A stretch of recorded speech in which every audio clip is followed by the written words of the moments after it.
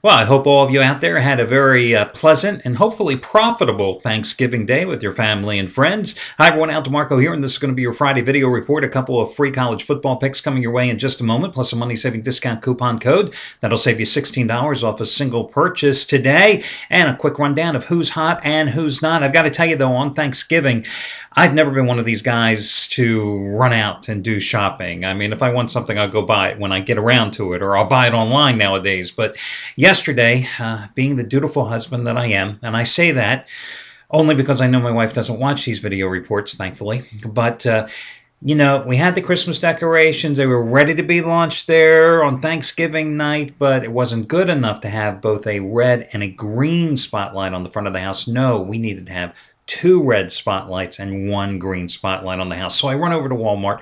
I figured this is the only place that's going to be open Thanksgiving that I can get a, 75-watt Red Bull.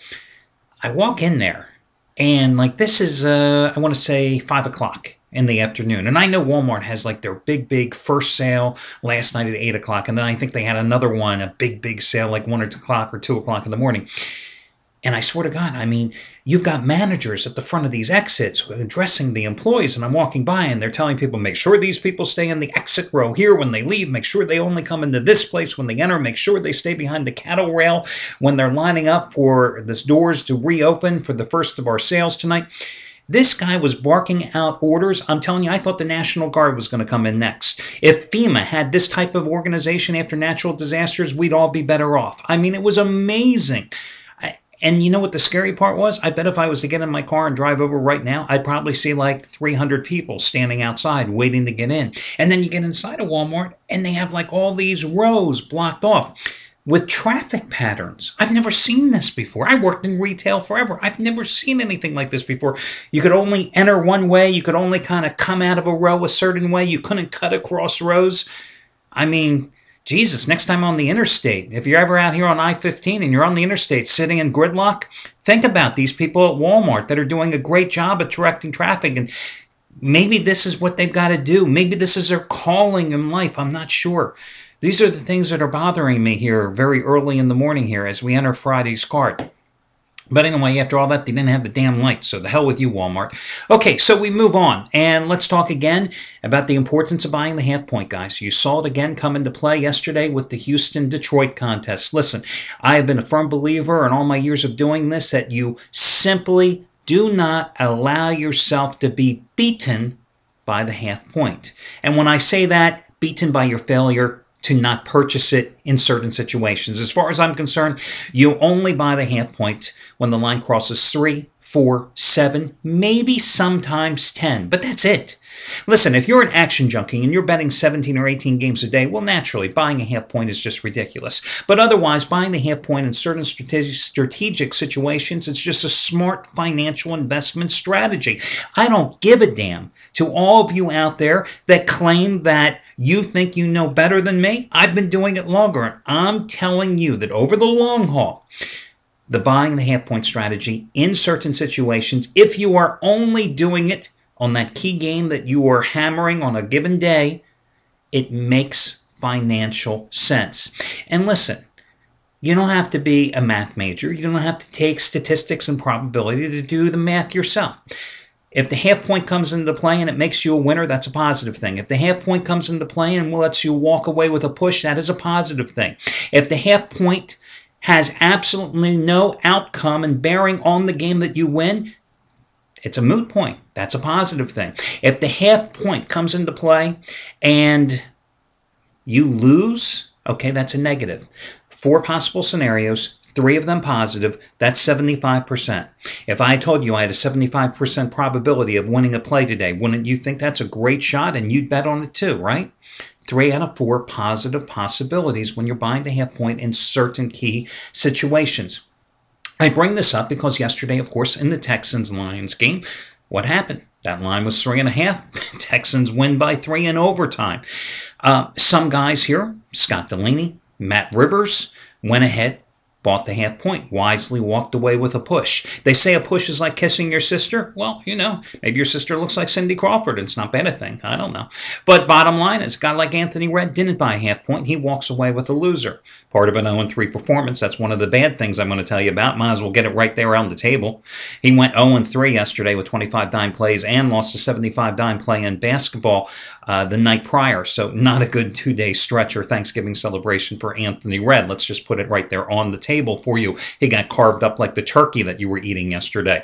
So again, you have to do what you feel is right. I'm just telling you, over the long haul, it makes mathematical sense. Now, as to why some handicappers do it here and others don't, well, listen, guys, I run the sites. I control what goes on here. I don't tell them what games to pick. I don't tell them how to rate their games. I don't tell them and dictate their strategy either.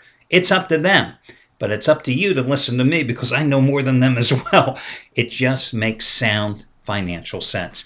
Okay, let's move on. Yesterday, Matt Rivers, for example, had that monster 750,000 star play yesterday on the Houston Texans. Thankfully, he bought the half point, so he walked away with the push in it. Chris Jordan did it again yesterday. Had that ultra-rare 1,000-star NFL release. It was his second 1,000-star play this season in the NFL, and his 1,000-star winner, number 9 out of 12 overall.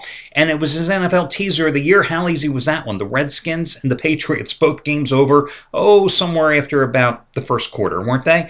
And the numbers for Chris, listen to this, guys. Number one NFL handicapper at this site. $1 bettors have now won $14,715 following his NFL advice dating back to 2007.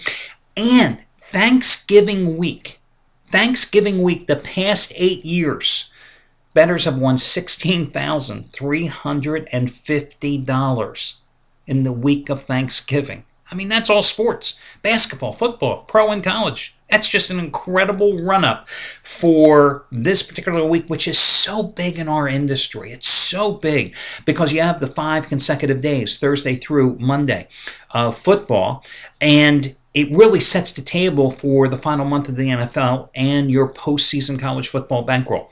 So anyway, congratulations to him as well. He has also won 6 straight days, and I think he's made a $1 better over $3,100 the past 6 days alone. So congratulations to Chris Jordan, who has another 300-star play today. I think it's his number 5 in a row. Chuck O'Brien bounced back from a tough loss earlier this week in the Monday night total by cashing in. That was a 50-dime loser, losing with the under on Monday night. I think that's what he had. I think he had the under. Guys, I got to tell you, I'm having a memory lapse here, and I'm not going to redo this report and look for it. I know he lost on Monday night. I know it was a 50-dime play. There you go. But I can tell you that he hit his biggest NFL release of the season, however, on Thursday, 60-dime winner, New England, 49-19 over the Jets. Bye-bye, Rex Ryan. Bye-bye. Bob Valentino, he was the $5 play of the week yesterday. His play wasn't worth $5. I can tell you that right now. It was the Texas Longhorns.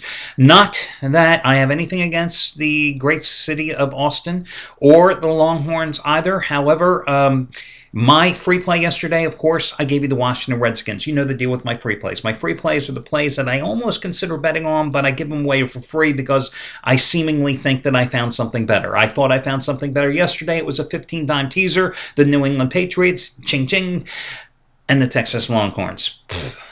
I mean, 4 turnovers, 2 touchdowns for TCU, game, set, match. That game was over. At least I didn't have to watch the second half of either one of those games to see if I was going to win the teaser.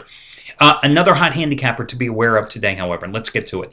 Jeff Benton, biggest college football play of his career. First ever 150-dime college football play. It's his SEC game of the year. You've got to get it early. It kicks off at 2:30 Eastern Time. It's LSU and Arkansas. Remember 2 Saturdays ago, he had his 100-dime winner, which was his biggest play up to this point in the season. 2 Saturdays ago, Minnesota Road Warrior game of the year, 2.5-point chalk, winning 17-3 at Illinois. This play is 50% bigger. He is a perfect 2-0 with his 75-dime college football releases this season. This play is twice as strong. It goes at 2:30 Eastern Time. $10 bettors have won $4,345 following Jeff's advice over the past 8 weeks. And finally, Craig Davis, Huge play, early game, kicks off at 11 o'clock Eastern Time, Syracuse and Temple. It's his 75-dime winner, number 2 in a row in college football. He's had only one all season long, and that was a winner, Texas over Oklahoma State. Oh, God, I had to talk about the Longhorns again. Second biggest college play this year, Syracuse Temple, kicks off at 11 Eastern Time. Just as strong as the 75-dime NFL winner on the Buccaneers over San Diego 2 Sundays ago. Just as strong as his 4th straight Super Bowl winner, the 75-dime play on the Giants last February. And he's a perfect 3-0. 3-0. Right? 3-0 with his highest rated college football plays so far this season. So that's the who's hot and who's not for you. Oh, as for me, hey guys, yeah, I lost that 15-dime play last night, and let me tell you something.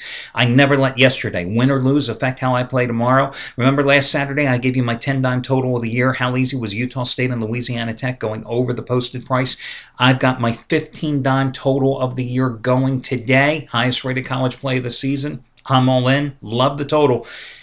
I think it's a lousy card in terms of sides today, but let's talk about some of those games for your free picks in just a moment. First of all, let me give you your money-saving discount coupon code, guys. It is going to be Turkey16, Turkey16, T-U-R-K-E-Y, and the number 16. Turkey16 will save you $16 off a single purchase today. Once again, that is Turkey 16. Turkey 16. First game I want to talk about goes at 3:30 Eastern Time. It's Washington and Washington State in the Apple Cup. And no, we ain't talking max here. Washington has won the last 3 in this series. This game being played in Pullman today. Washington coming off a road route, 38-3 of Colorado for its 4th straight win and cover. The Huskies really playing some good ball here of late. You know, they beat Utah at home 34-15. They won 21-13 in California in that Friday night game a couple of weeks ago. They upset Oregon State 20-17. Listen, Washington's 3 conference losses this year. Oregon on the road, right? Yeah, Southern Cal at home, and lost at Arizona, an Arizona team that's ranked number 24 in the BCS standings. That is nothing to be embarrassed about for the Washington Huskies. As for Washington State, they got drilled by Arizona State last week in Tempe, 46-7. This is, you know, a team that has now lost 8 consecutive games. Their only wins this year came back in September.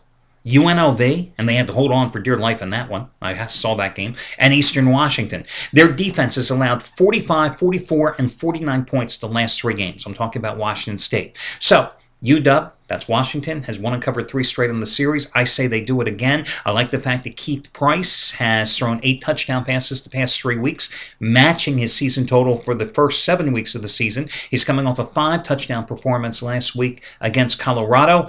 And it was a dominant effort by Washington against Colorado, as it should have been, because Colorado sucks. They outgained Colorado in that game 476 to 141 in total yardage, doubled them in first downs 22-10.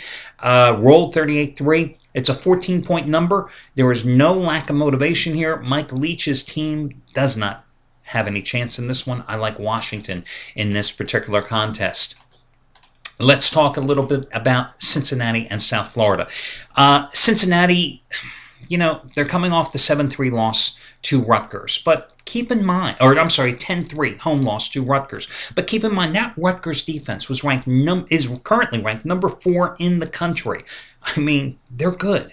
Now, Cincinnati has really struggled here recently because of the change in quarterbacks. I think that anytime you just change the quarterbacks this late in the season, you're just asking for trouble. But hey, listen, I'm not coaching the team, you know. However, they've got a patsy here waiting in South Florida. Last week, South Florida, second game without its starting quarterback, B.J. Daniels, went to Miami of Florida, was getting 6.5 points, got destroyed by the Hurricanes 40-9. Now they're traveling to Cincinnati, okay? USF, that's South Florida, the Bulls. They have the 96th ranked passing defense in the country. There's only 120 FBS Division 1A schools, right? Cincinnati has covered 7 of the last 8 in the series. South Florida has only covered 4 of its last 19 games. Listen, they beat UConn 2 weeks ago, or I'm sorry, prior to the Miami and Florida game. 2 weeks earlier, they had beat UConn 13-6. That snapped a 6-game losing streak. In those 6 games, their defense allowed 31 points a game. They have only scored 22 points in their last 2 games. So I say go ahead and lay the big number with the Cincinnati Bearcats in this one against South Florida. Then you have an interesting game here between Arizona and Arizona State. Arizona is minus 3-point favorite at home.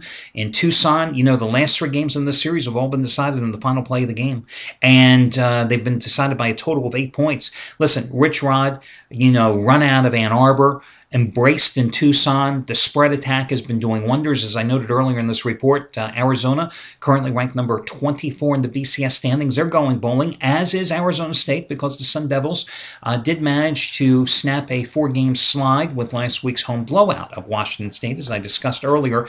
This line is 3. This is one of those cases, yeah, I'd buy the half point in this one, and I'll tell you what, I like Arizona in this game. I think Arizona is a strong play in this one. They're coming off a 34-24 win at Utah, a 56-31 home win against Colorado. This is a team that beat USC at home, 39-36. You know, they have won 4 of their last 5 straight up since a dreadful 3-game stretch when they lost to the Pac-12's best, Oregon, Stanford, and although Oregon State is not there with UCLA or USC in terms of the top echelon teams, Oregon State wasn't too bad until they had their own injury woes. So even though Arizona State did beat up Washington State last week, they had lost 4 straight games prior to that one. I just think the home field advantage is going to be too much. Arizona State is the better defensive team. Arizona is the more potent offensive team. Not only do they have their quarterback back, remember Matt Scott had missed a little action because of a concussion, but he came back to the action last week, but they also have the nation's leading ground gainer as well, Kadeem Carey. He's run for 1,585 yards on the season, 144 yards per game. He's run for like, I think 502 yards or 520 yards the past 2 games overall. Prior to the Washington State game last week, Arizona State, in its 4 straight losses, gave up an average of 250 yards a game. And think about it. Arizona State couldn't stop the spread attack of Oregon and the speed that Oregon had. Why is Arizona State suddenly going to be able to stop the Arizona Rich Rod spread attack, especially with this game being in Tucson, and they couldn't stop Oregon when the Ducks blew them out in the first half and rolled to the double-digit rout? And that game was in Tempe. So those are your free picks. Again, you have the money saving discount coupon code. Best of luck to you all. Remember, Jeff Benton, Craig Davis, both huge plays today. Chris Jordan going for winning day number 6 in a row, but the big plays from Benton and Davis are both on the early card, so don't miss them. Good luck, guys, and I'll catch you again on Saturday morning.